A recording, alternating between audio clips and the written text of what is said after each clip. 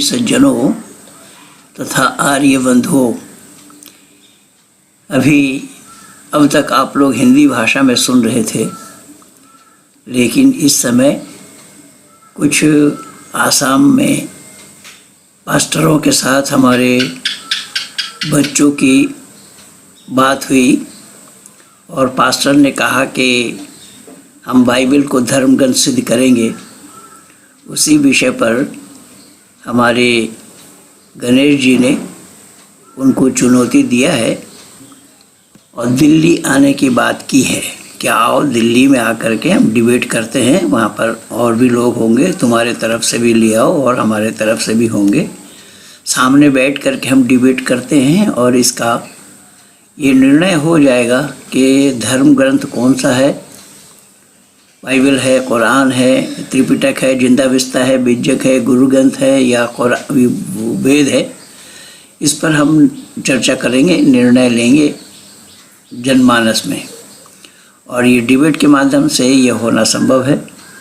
तो उन पास्टरों को चुनौती देते हुए हमारे शिष्य मंडली ने ये विचार व्यक्त किया है आसामीज भाषा में। यद्यपि हिंदी भाषा वाले नहीं समझ पाएंगे, फिर भी ये देना ज़रूरी था, इसलिए मैं केवल भूमिका में इतना ही बोल रहा हूँ। ये हिंदी भाषियों के लिए नहीं है, फिर भी सुनेंगे तो कोई कठिन भाषा नहीं है समझने में। हम एक दूसरे की भाषा को समझदारी से सुनेंगे तो समझा जाना संभव है। मैं भी आसामी भाषा नहीं जानता हूँ, लेकिन फिर भी बात समझ में आ जाती है। आइए इस वीडियो को आप लोग ध्यानपूर्वक सुने और पास्टर से क्या बात हुई और पास्टर आने के लिए तैयार हो रहा है या नहीं, उसमें भी आप जान पाएंगे। धन्यवाद। पंडित महेंद्र पाल आर्य। তোমালোকে মানুহৰ আগত নিজকে নিজে ধাৰ্মিকতা দেখুৱাওতা, কিন্তু ঈশ্বৰে তোমালোকৰ হৃদয় জানে। Praise the lord. ঈশ্বৰে তোমালোকৰ হৃদয় জানে বুলি বাইবেলত কৈ আছে। এতেকে মানুহৰ মাজত যি উত্তম ঈশ্বৰৰ দেখাতে সেই ঘিনলগীয়া মানুহে ভাবে কি মই জ্ঞানী, ঈশ্বৰে কৈছে তুমি ঘিনলগীয়া মোৰ দৃষ্টিত। প্ৰেজ কৃষ্ণ গোবিন্দ হৰে মুৰাৰে হে নাথ নারায়ণ वासुदेव। श्री कृष्ण गोविंद हरे मुरारे हे नाथ नारायण वासुदेव। নমস্কাৰ সব বন্ধুসকল আপোনালোকে শুনিলে পাষ্টাৰ পাদ্ৰী মহোদয়ৰ কথা, মাননীয় মাতৃশক্তি সমাজ, বহুত বহুত নমস্কাৰ। বন্ধুসকল, তেওঁ কৈছে যে তোমালোকে যিমান ধাৰ্মিকতা দেখুওৱা কিন্তু তোমালোকক ঈশ্বৰে ঘৃণ কৰে। আৰে সেইজন পৰম পিতা পৰমাত্মা ঈশ্বৰ কেতিয়াও হ'ব নোৱাৰে।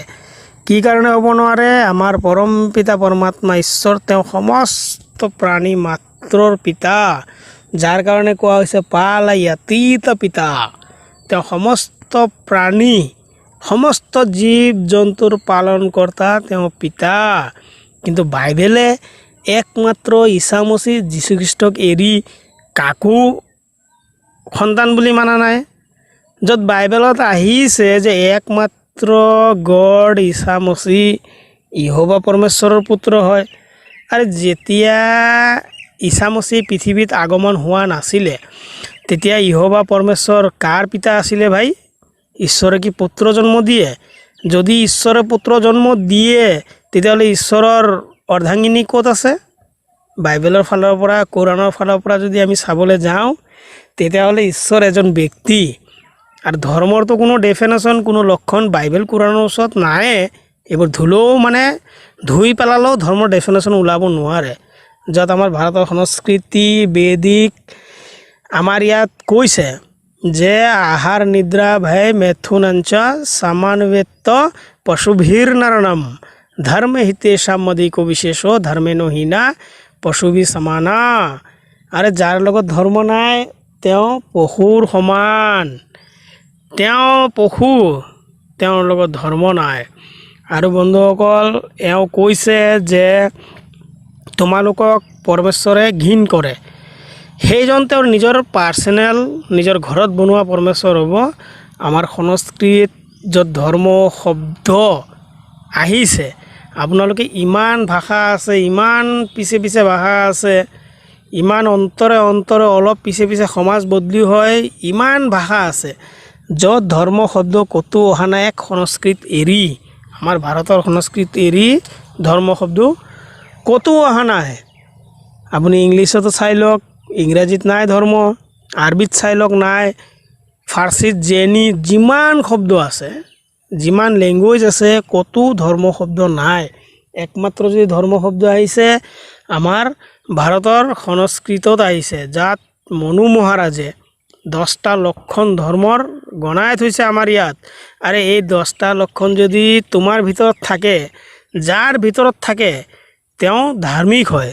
কোনো মানৱ মাত্ৰৰ নাম ইয়াত কোৱা নাই যে হিন্দুৰ ভিতৰত থাকিব লাগে, মুছলমানৰ ভিতৰত থাকিব লাগে, নাই নাই কোৱা নাই। কি কাৰণে? মানৱ মাত্ৰৰ কাৰণে আহিছে, য'ত আমাৰ 4 বেদেও এইটো কৈছে যে য়থে মাম বাচম কল্যাণী মা বাদানী জনেভ্যা, যে এই কল্যাণী বাণী সমস্ত মানৱ মাত্ৰৰ কাৰণে হয়। তত ধৰ্মৰ 10টা লক্ষণ সমস্ত মানৱ মাত্ৰৰ কাৰণে দিছে। বন্ধুসকল, আপোনালোকে শুনিব যে ধৃতি সমা দম আস্তেয়ম শৌচম ইন্দ্ৰিয় নিগৃহ ধীৰ বিদ্যা সত্যম আক্ৰোধশকম ধৰ্ম লক্ষণম, যে যাৰ ভিতৰত এই 10টা গুণ আছে তেওঁ ধাৰ্মিক হয়। কিন্তু বাইবেলততো ধৰ্ম শব্দই নাই। ক'ত আছে ধৰ্ম শব্দ?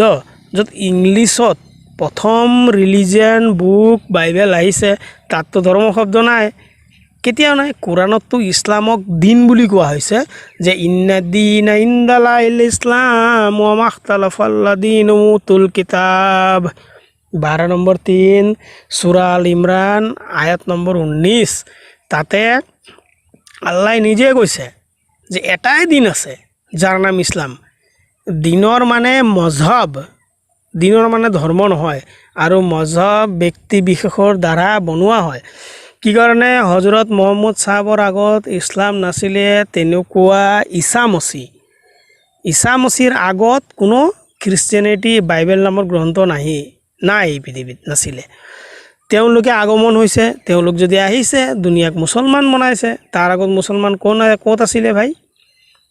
তেনেকুৱা আমাৰ বেদিক শাস্ত্ৰ, আমাৰ 4 বেদে সমস্ত মানৱ মাত্ৰৰ কাৰণে উপদেশ দিছে যে মনুৰ ভৱহা, যে তুমি পিছত কিবা বেলেগ কিবা হ'বা, প্ৰথম তুমি এটা ভাল মানুহ হৈ যোৱা। য'ত 10 লক্ষণে প্ৰমাণ কৰে আজিলৈকে যে তোমালোকে ধাৰ্মিক হয় যদি 10টা গুণ তোমালোকৰ ভিতৰত থাকে। আৰু আমাৰ ঋষিমুনিয়ে আমাৰ কাৰণে ইমানখিনি কৰি গৈছে। আজি আমি কেতিয়াও ঘূৰি চাবলৈ যোৱা নাই। আমাৰ হিন্দু সমাজ ভাই বন্ধুসকল, মই চবক কৈছোঁ, আপোনালোকে কেতিয়াও বেদৰ ফালে ঘূৰি চাবলৈ যোৱা নাই। আপোনালোকে যদি এবাৰ এই হিন্দু সমাজে যদি এবাৰ বেদৰ ফালে ঘূৰি চায়, তেতিয়াহ'লে আমি চবক, এইবোৰ ইছলাম খ্ৰীষ্টিয়ানিটি চবক আমি পেলাব পাৰিম। এইবোৰক মই কি কৈছোঁ, মোৰ এটা কথা অলপ আপোনালোকৰ বেয়া লাগিব পাৰে, কিন্তু বন্ধুসকল মই বাৰ মাতিছোঁ, বহুত মোল্লা, বহুত পাদ্ৰী, কোনো ওচৰত অহা নাই। আৰু কাফিৰ, যোনটো কাফিৰ শব্দ কোৰাণত আহিছে, সেইটো বহুত ডাঙৰ শব্দ আহিছে, যে মুছলমানক এৰি যিমান সম্প্ৰদায় আছে চব কাফিৰ হয়। নেক্সট ভিডিঅ'ত মই দিম। বন্ধুসকল, আপোনালোকে এওঁৰ কথা শুনক, আৰু মই তাৰ ওপৰত, তেওঁৰ কথাৰ ওপৰত মই কি বিচাৰ ৰাখিছোঁ সেইটোৰ ওপৰতে আপোনালোকে নিজে বিচাৰ ৰাখিব। আপোনালোকে বিচাৰ কৰিব যে মই কি কৈছোঁ। নমস্কাৰ বন্ধুসকল, বহুত বহুত নমস্কাৰ। যদি আপোনালোকে বিচাৰে যে মই কাম কৰি থাকোঁ তেনেকুৱা আপোনালোকৰ ওচৰত সমস্ত কোৰাণ, বাইবেল, বেদ মই যদি আপোনালোকৰ ওচৰত ৰাখিব খোজোঁ, যদি আপোনালোকে মোক শক্তি দিয়ে যে আপুনি ৰাখক, সেইকাৰণে মোৰ চেনেলটো ছাবস্ক্ৰাইব কৰিব, লাইক কৰিব, প্লিজ আপোনালোকে কমেণ্টত মোক জনাব। সব বন্ধুসকলক বহুত বহুত নমস্কাৰ। বন্ধুসকল, আপোনালোকে বিচাৰ কৰক। নমস্কাৰ।